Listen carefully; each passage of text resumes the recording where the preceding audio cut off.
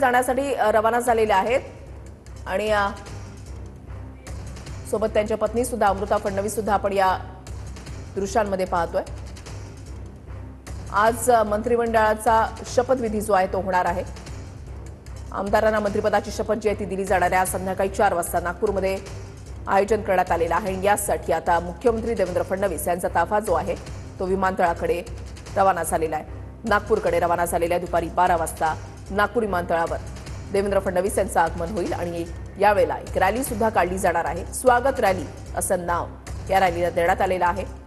देवेंद्र फडणवीस हे मुख्यमंत्री झाल्यानंतर पहिल्यांदाच नागपूरमध्ये आणि ते सुद्धा हिवाळी अधिवेशनाच्या पूर्वसंध्येला या ठिकाणी पोहोचतात। विनायक डावणू आमचे प्रतिनिधी आमच्या सोबत आहेत, अधिक माहिती त्यांच्याकडून जाणून घेणार आहोत। विनायक, रुशाली, मुख्यमंत्री देवेंद्र फडणवीस जे आहेत ते आता मुंबईतून निघालेले आहेत आणि नागपूरच्या दिशेनं ते रवाना झालेले आपल्याला पाहायला मिळतात। नागपूरमध्ये त्यांचं भव्य स्वागत जे आहे ते या ठिकाणी केलं जाणार आहे। पुन्हा एकदा मुख्यमंत्री झाल्यामुळे नागपूरमध्ये कार्यकर्त्यांमध्ये मोठा उत्साह आहे, मोठी जंगत तयारी जी आहे ती या ठिकाणी करण्यात आलेली आहे। तर दुसरीकडे हिवाळी अधिवेशन नागपूरमध्ये उद्यापासून सुरू होत आहे आणि आज राज्य मंत्रिमंडळाचा विस्तार जो आहे तो संध्याकाळी 4 वाजता होणार आहे आणि त्या अनुषंगानं नागपूर दौऱ्यासाठी देवेंद्र फडणवीस मुंबईतनं निघालेले आपल्याला पाहायला मिळतात।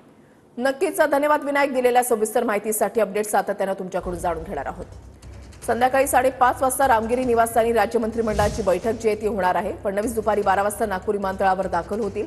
आता ते मुंबईतून निघालेले आहेत।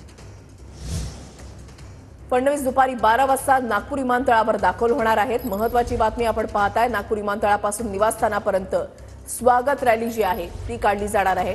याचं नियोजन सुद्धा करण्यात आलंय। दुपारी 4 वाजता नागपुरातील राजभवनामध्ये मंत्र्यांचा शपथविधी पार पडणार आहे। संध्याकाळी 5 वाजता हिवाळी अधिवेशनापूर्वीचा चहापाराचा कार्यक्रम जो आहे तो आयोजित करण्यात आलाय आणि संध्याकाळी 5:30 वाजता रामगिरी निवासस्थानी राज्य मंत्रिमंडळाची बैठक आयोजित करण्यात आली आहे। संध्याकाळी 6 वाजता महायुतीच्या 3 नेत्यांची पत्रकार परिषद होणार आहे। महत्त्वाची बातमी आपण पाहताय।